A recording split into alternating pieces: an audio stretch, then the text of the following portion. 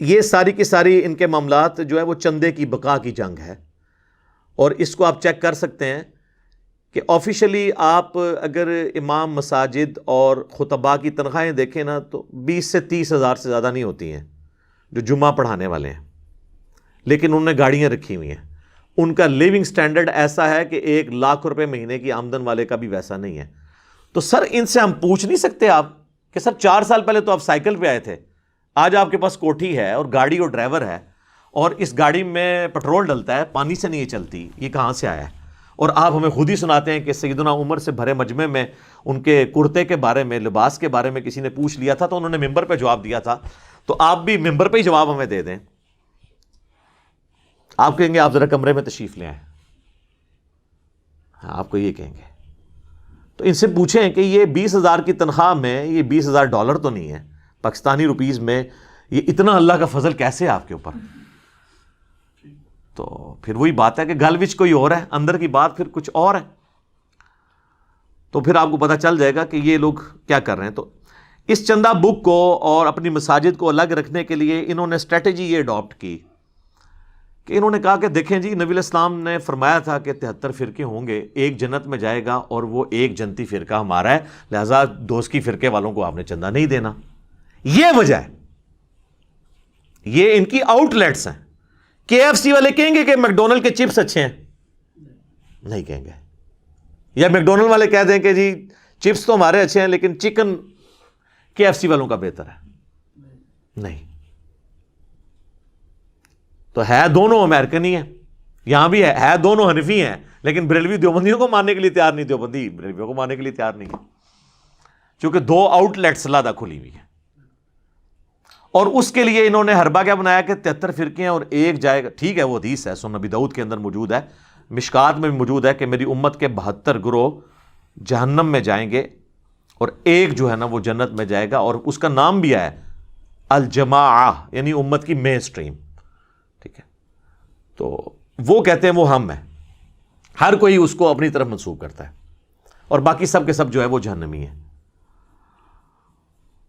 تو یہ وہ جنتی جو ایک گروہ ہے وہ نبی اسلام کے زمانے میں, صحابہ کے زمانے میں, تابعین تبع تابعین کے زمانے سے اب تک چلتا آ رہا ہے نا. تو پھر ظاہر ہے کہ پھر وہی ہوگا نا.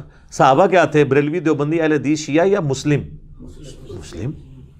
تو ظاہر ہے پھر وہ اپنے آپ کو مسلمان ہی کہلانا چاہیے ایسے لوگوں کو, یا مسلم کہلوانا چاہیے.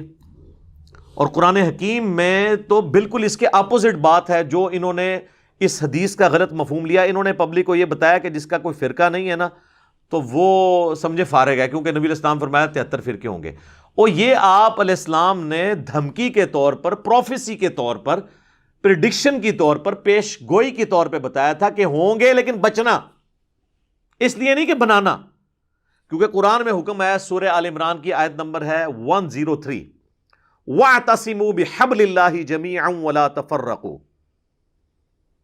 تم سب کے سب مل کر اللہ کی رسی یعنی قرآن کو مضبوطی سے پکڑ لو اور فرقوں میں مت بٹو. تو کس طرح ہو سکتا ہے کہ قرآن حکم دے کہ فرقے مت بناؤ اور نبی علیہ السلام کے فرقے بناؤ؟ وہ بتایا گیا. جس طرح کہ صحیح مسلم میں حدیث ہے کہ قرب قیامت میں عورتیں ایسا لباس پہنیں گی گویا کہ ننگی نظر آ رہی ہوں گی. اس کا یہ مطلب نہیں کہ ہم اپنی عورتوں کو ایسا چست یا باریک لباس پہنانا شروع کر دیں. یہ خبر ہے کہ بچنا اس سے. اس طرح فرقوں والے معاملے میں خبر ہے کہ تم نے اس سسٹم کا حصہ نہیں بننا. تو تم نے کیا کرنا ہے؟ ملت ابیکم ابراہیم ہوا سماکم المسلمین من قبل وفی ھذا, پیروی کرو اپنے باپ ابراہیم کی ملت کی جنہوں نے قرآن سے بہت پہلے تمہارا نام مسلم رکھ دیا تھا, اور اللہ نے بھی اس کتاب میں تمہارا نام مسلم رکھا. تو سر اسی کو تو ہم عرض کرتے ہیں کہ نہ میں وابی نہ میں بابی, میں ہوں مسلم علمی کتابی. لیکن مجھے لگتا ہے آپ لوگوں کو تو اسی وقت سمجھ آئے گی جب سمجھ آنے کا فائدہ نہیں ہے.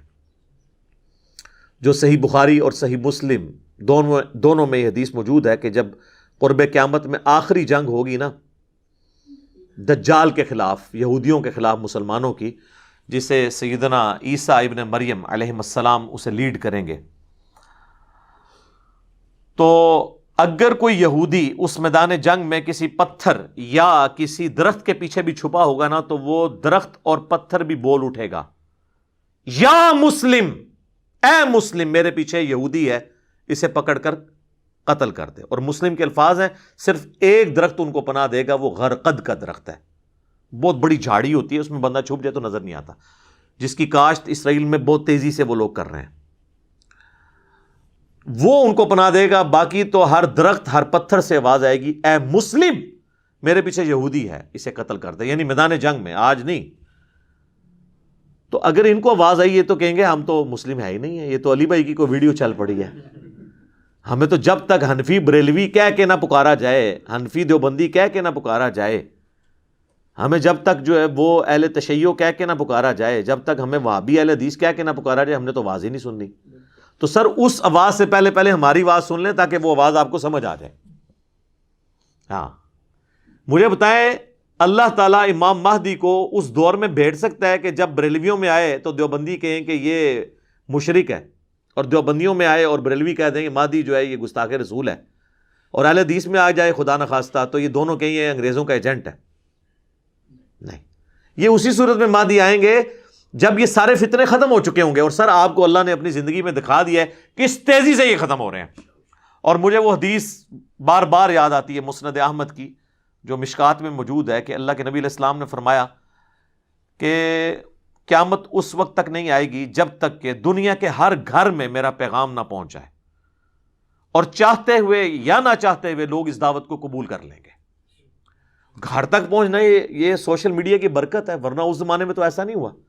اور اس کو سپورٹیو وہ آیت بھی ہے جو قرآن حکیم میں کئی مرتبہ رپیٹ ہوئی ہے، هو الذی ارسل رسولہ بالہدی ودین الحق لیظہرہ علی الدین کلہ ولو کرہ المشرکون. وہی اللہ ہے جس نے اپنے پیغمبر کو الہدا یعنی قرآن کے ساتھ اور دین حق اسلام کے ساتھ مبعوث کیا تاکہ اس دین کو باقی تمام جھوٹے ادیان کے اوپر غالب کر دے، خواہ مشرک اس کا برا مان جائے. یہ دین سپرسیڈ کرے گا.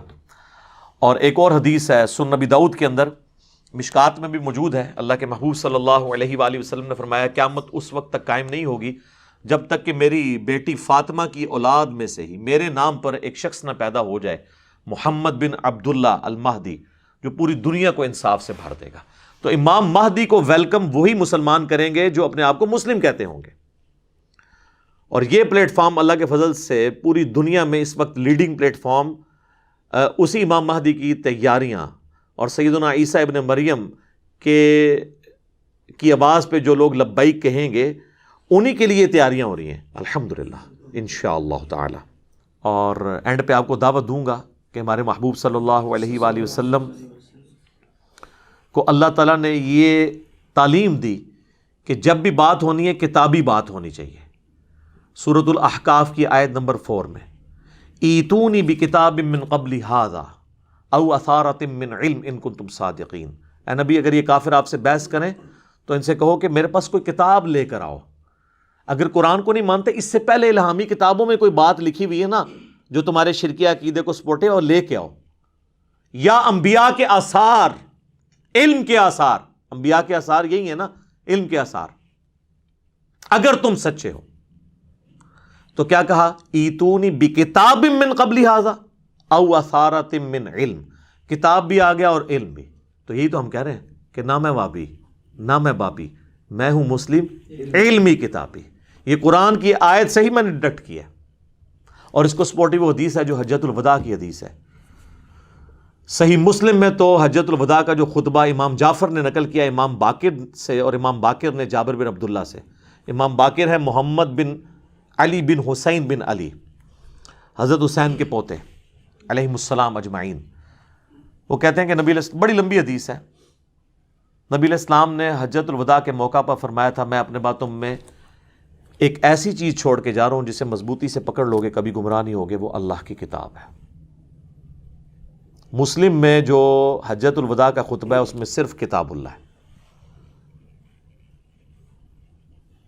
البتہ المستدرک للحاکم میں ایک حدیث ہے، الموطا امام مالک میں وہ چھوٹا ہوا واسطہ ہے، حاکم میں کہ میں اپنے بعد 2 چیزیں چھوڑ کے جا رہا ہوں، ایک اللہ کی کتاب اور دوسرے اس کے نبی کی سنت صلی اللہ علیہ وآلہ وسلم. آج کی ڈیٹ میں جو سنت احادیث سے ڈرائیو ہوگی، عملی تواتر سے، جو اجماع امت سے چل رہی ہے.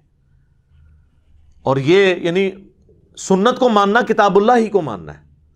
سورہ نساء میں آیا نا من یطع الرسول فقد اطاع اللہ، جس نے رسول کی اطاعت کی گویا اس نے اللہ کی اطاعت کی. اور میں نے تو اس میں ایک اور حدیث ایکسپلور کر لی ہے کتاب اللہ اور سنت کے اوپر، مسلم شریف میں بھی 394 نمبر حدیث کہ عیسیٰ ابن مریم جب دنیا میں تشریف لائیں گے تو راوی حدیث کہتا ہے کہ وہ تمہیں تمہارے رب کی کتاب اور تمہارے نبی کی سنت کے مطابق چلائیں گے. سر فقہ حنفی کے مطابق نہیں چلائیں گے. کتاب اللہ اور سنت کا ذکر مسلم شریف کی حدیث میں بھی موجود ہے. ہاں ان کے بڑے بزرگوں نے لکھا ہے، وہ جسے کہتے ہیں شیخ احمد سرندی، یا کہتے ہیں وہ 1000 سال کا مجدد ہے، مجدد الفسانی، کہ وہ کہتے ہیں ہمارے بزرگوں نے کشف کے ذریعے دیکھا ہے کہ حضرت عیسیٰ علیہ السلام بھی فقہ حنفی کے مطابق عمل کریں گے. پھر ان کو شرم آئی کہ یہ تو بہت بڑا دعویٰ ہے ان کا. نہیں، امام حنیفہ کے ساتھ ان کا اجتہاد مل جائے گا. وہ پہلے قرآن حدیث ملا، عقیدے ملا، اجتہاد کیڑا؟ اجتہاد تے آج نہیں پہ ملتا. آج کے 90% مسائل امام حنیفہ کے دور کے مسائل ہی نہیں. کیمرے کا مسئلہ، انتقال خون کا مسئلہ، پوسٹ مارٹم کا مسئلہ، کتبین پہ نماز کا مسئلہ، اعضاء کی پیوند کاری کا مسئلہ، اعضاء ڈونیٹ کرنے کا مسئلہ، دعوے ان کے سنیں. اور آگے لکھا ہوا ہے کہ بالفرض اگر کوئی پیغمبر اس امت میں ہوتا تو فقہ حنفی سے ہوتا. یہ بھی لکھے نال، اندازہ کرو. ویسے ایک جھوٹا آیا فقہ حنفی چی آؤ. ہاں، غلام احمد قادیانی دجال. اور جس کو یقین نہیں ہے نا، جو جا کے دیکھ لیں، وہ اپنی عبادت گاہوں میں حنفی طریقے کے مطابق نماز پڑھتے ہیں. بخاری مسلم میں رفع الیدین والے طریقے سے نماز نہیں پڑھتے. یہ دکھائیں کہ وہ نماز اس طریقے پہ پڑھتے ہوں. تو جو رفع الیدین کے مطابق نماز پڑھتا ہے وہ تو کبھی بھی قادیانی کی طرف جا ہی نہیں سکتا. تو کتاب اللہ اور سنت کا ذکر مسلم شریف میں بھی اس حوالے سے الحمدللہ ملتا ہے. اور باقی جو موسٹ ڈسائسو حدیث ہے وہ غدیر خم کی حدیث، جو 4 حدیثیں ہیں مسلم شریف میں 6225 سے 6228 تک. نبی علیہ السلام نے اپنی وفات سے 2.5 مہینہ پہلے حج کے بھی بعد مکے سے مدینے آتے ہوئے خم نامی گاؤں میں ایک خطبہ دیا. بڑی لمبی حدیث ہے، اس میں الفاظ ہیں: اے لوگو آگاہ ہو جاؤ، میں بھی ایک انسان ہوں، قریب ہے کہ اللہ کا قاصد یعنی موت کا فرشتہ میرے پاس آئے اور میں اس کی دعوت قبول کر لوں. میں اپنے بعد تم میں 2 بھاری چیزیں چھوڑ کے جا رہا ہوں. ان میں سے پہلی چیز اللہ کی کتاب ہے، اس میں ہدایت ہے، اس میں نور ہے. تم اللہ کی کتاب کو پکڑو، اپنا تعلق اس کتاب کے ساتھ مضبوط کرو. اللہ کی کتاب اللہ کی رسی ہے. وَاعْتَصِمُوا بِحَبْلِ اللَّهِ جَمِيعًا وَلَا تَفَرَّقُوا. جو اسے پکڑے گا ہدایت پہ ہوگا، جو چھوڑ دے گا گمراہ ہو جائے گا. زید بن ارقم کہتے ہیں پھر نبی علیہ السلام ترغیب دلاتے رہے، اللہ کی کتاب، اللہ کی کتاب، اللہ کی کتاب. اور پھر فرمایا دوسری بھاری چیز میرے اہل بیت ہیں، میں اپنے اہل بیت کے معاملے میں تمہیں اللہ کا خوف دلاتا ہوں. میں اپنے اہل بیت کے معاملے میں تمہیں اللہ کا خوف دلاتا ہوں. میں اپنے اہل بیت کے معاملے میں تمہیں اللہ کا خوف دلاتا ہوں، یعنی ان کے ساتھ حسن سلوک کرنا. لیکن امت بالکل الٹ چلی، نہ قرآن کو پکڑا نہ اہل بیت کو زندہ چھوڑا. اور وہ آج تک آپ خمیازہ بھگت رہے ہیں اس کا. باقی کتابوں میں یہ حدیث آگے بھی چلتی ہے، مسند امام احمد میں، سنن نسائی الکبریٰ کے اندر، جامعہ ترمذی کے اندر، کہ نبی علیہ السلام نے اسی موقع پر سیدنا علی کا ہاتھ پکڑ کے یوں عوام میں بلند کیا صحابہ میں اور کہا: من کنت مولاہ فہذا علی مولاہ. جس کا مولا میں، اس کا مولا علی. جس کا جگری یار میں، اس کا جگری یار علی. جس کا آقا میں، اس کا آقا علی. جس پر میں حق رکھتا ہوں اس پر علی بھی حق رکھتے ہیں. یہ تینوں معنی درست ہیں، کیونکہ حضور نے اپنی سپورٹ میں آیت تلاوت کی. صحابہ سے کہا کہ میں کیا تم پہ تمہاری جانوں سے بڑھ کر حق نہیں رکھتا؟ النبی اولیٰ بالمؤمنین من انفسہم وازواجہ امہاتہم. نبی مومنین کی جانوں پر ان سے بڑھ کر حق رکھتے ہیں، اور نبی کی بیویاں امت کی مائیں ہیں. حضور نے کہا تم میرا یہ حق ولایت تسلیم کرتے ہو؟ صحابہ نے کہا بلا. تو فرمایا پھر من کنت مولاہ فہذا علی مولاہ. تو سر اس کے ساتھ پھر کیا مطلب نکلا؟ اس کا آقا ہی نکلا نا، کہ جو اپنے اوپر میرا حق تسلیم رکھتا ہے وہ حضرت علی کا حق بھی تسلیم رکھے. تو یہ پلیٹ فارم ہے سر، غدیر خم پہ کھڑا ہے. توحید بھی قرآن کی بیان ہو رہی ہے اور اہل بیت کا دفاع بھی ہو رہا ہے. اہل بیت کے دشمنوں کے اگینسٹ بنو امیہ اور ان کے چمچوں اور ان کے خدمت گزاروں کے اگینسٹ ہم الحمدللہ کھڑے ہیں. یہ پلیٹ فارم غدیر خم پہ کھڑا ہے. حجۃ الوداع پہ بھی یہی کھڑا ہے. ہر چیز کا حوالہ کتاب و سنت سے، اللہ کے فضل سے. آخر میں آپ کو اپنی اکیڈمی کا نمبر بھی بتا دیتا ہوں. اس لیے نہیں کہ چندہ بھیجیں، آن لائن ٹرانسفر کریں، نہ سر. فری ریسرچ پیپرز منگوائیں، کربلا والا بھی فری، صرف ڈاک کا خرچہ 300 آپ نے دینا ہے، فری آئیں گے، 12 کا پیکج، 9 ریسرچ پیپرز، 3 اذکار کارڈ، اور احادیث کی کتابیں بھی نو پروفٹ نو لاس کے اوپر، مارکیٹ سے آدھی قیمت کے اوپر، بخاری، مسلم، مشکات آپ منگوا سکتے ہیں، صرف آپ نے ڈاک کا خرچہ دینا ہے اور اس کی وہ آدھی قیمت آپ نے دینی ہے۔ اس کے لیے صبح 9 سے لے کر شام 5 بجے تک ہماری اکیڈمی کا نمبر ہے 032159000162، اور اگر باہر سے کریں گے تو +92 کے کوڈ کے ساتھ 32159000162۔